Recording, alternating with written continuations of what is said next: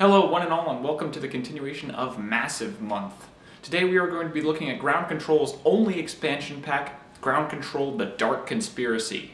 But does it hold up to the original, and is it still fun to play today? Time to find out.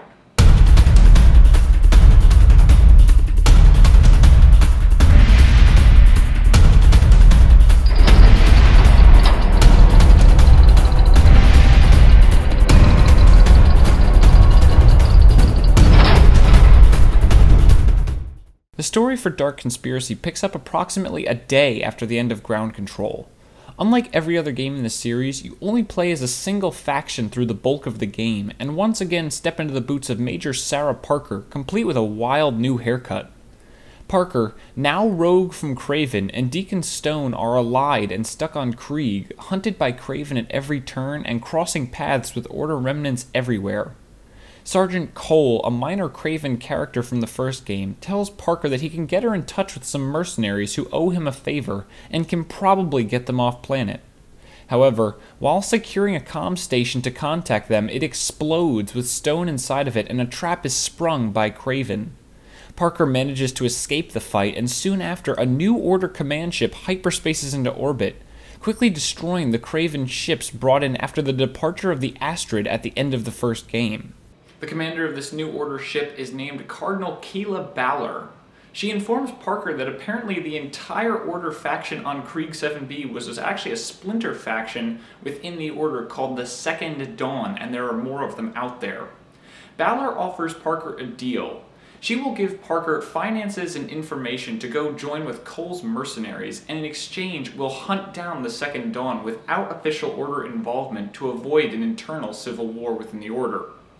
This kind of is an interesting plot twist, but at the same time, the fact that the term Second Dawn never came up in the first game and was never mentioned even by Deacon Stone in his campaign kind of makes this plot twist not make much sense. Parker accepts the deal and insists that any of her remaining Kraven troops who wish to leave are given passage home, and apparently many do, because upon Parker's arrival at the mercenaries' base, it is under attack and she has almost no troops with her. Luckily, Cole acts as a go-between for Parker and temporary Merc Commander Mark. By the way, whoever did the voice acting for Mark really did the most emotionless and deadpan job I have ever heard. Just listen to this briefing if you don't believe me. Mark, there is no way you and your men can survive a frontal assault against that prison. We are not afraid, lady. You are free to leave at any time. We can handle ourselves. I saw how well you handled yourselves. You're probably a great tech, but you're lucky you didn't get those men killed. All right, lady. Why don't you dazzle me with your genius? Fine. There's a storage and repair facility about 10 kilometers from the prison. It's lightly guarded. That's great. Too bad they're not holding Cobb there. Any other useless information you want to point out, Parker? If you'd shut up long enough to listen, you'd see that if we can secure some Order vehicles, we can use Jared's codes to sneak into the prison and shut down the main grid. Once it's down, the full team can move in and pull your boss out. That's insane. That's why it's going to work. Ready your men. See what I'm talking about here? He's completely deadpan. Anyway, let's get back to the story.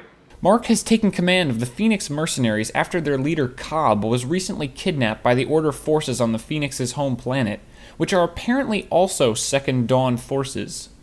Their leader is Galen Yee, and the remainder of the campaign focuses on Parker's attempts to destroy the Second Dawn and hunt Galen down. I won't say much more specifically, but there are a lot more twists and turns in this campaign that really come out of left field compared to the first game. Overall, the story of Dark Conspiracy isn't bad per se, but it isn't very good.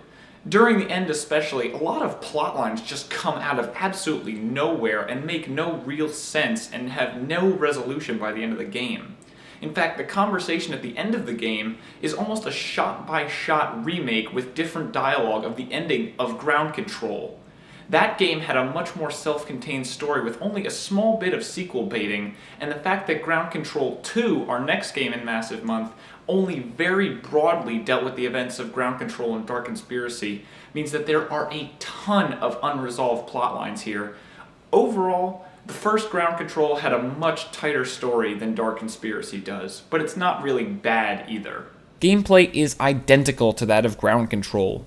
You pick troops in pre-deployment, customize them how you like, and fight your way through all the assigned objectives until you win and move on to the next mission.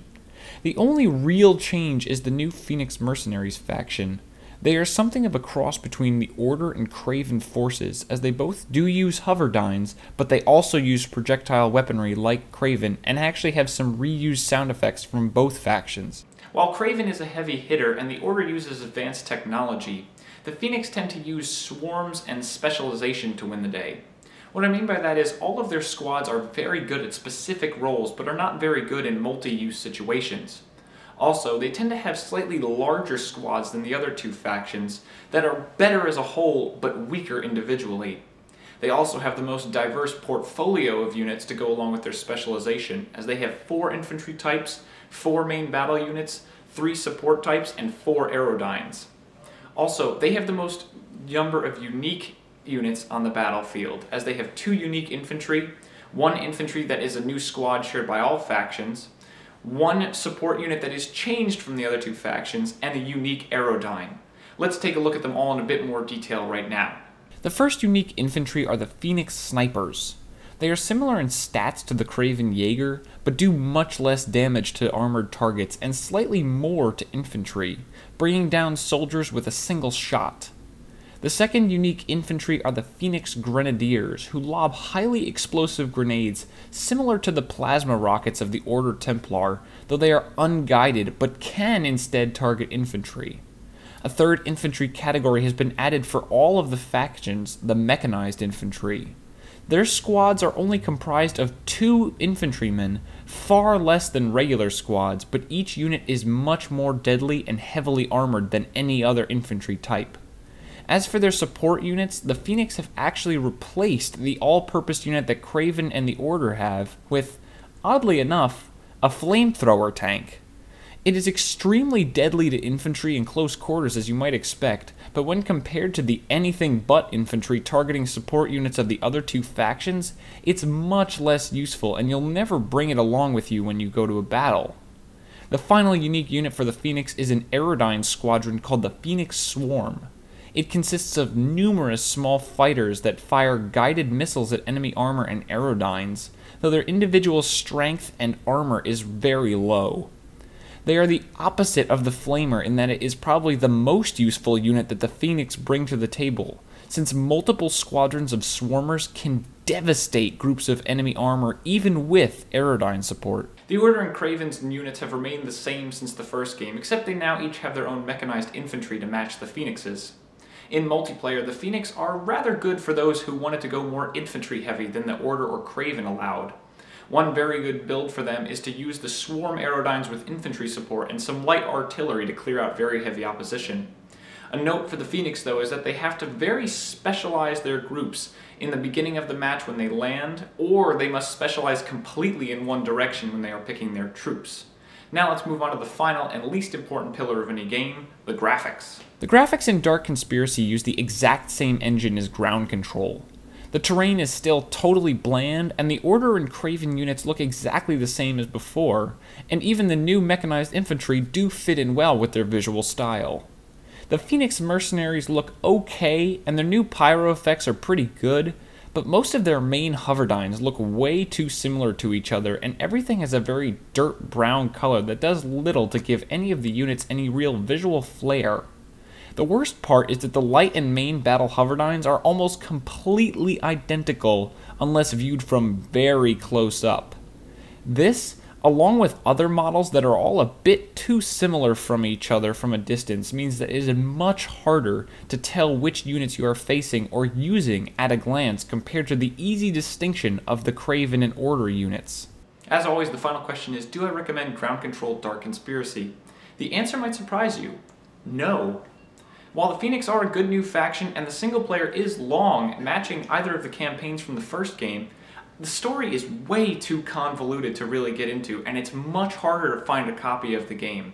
If you're really desperate for more Ground Control after playing the first game, maybe search Amazon or eBay, but overall just download the first game for free along with Game Ranger and have a blast with the single player and the multiplayer.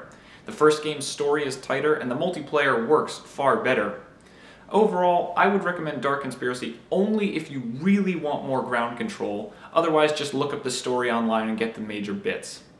As for next time, we are going to finally cover the last ground control game in Massive Month, Ground Control 2. But until next time, guys, my name is Tim P, and I'll catch you guys later.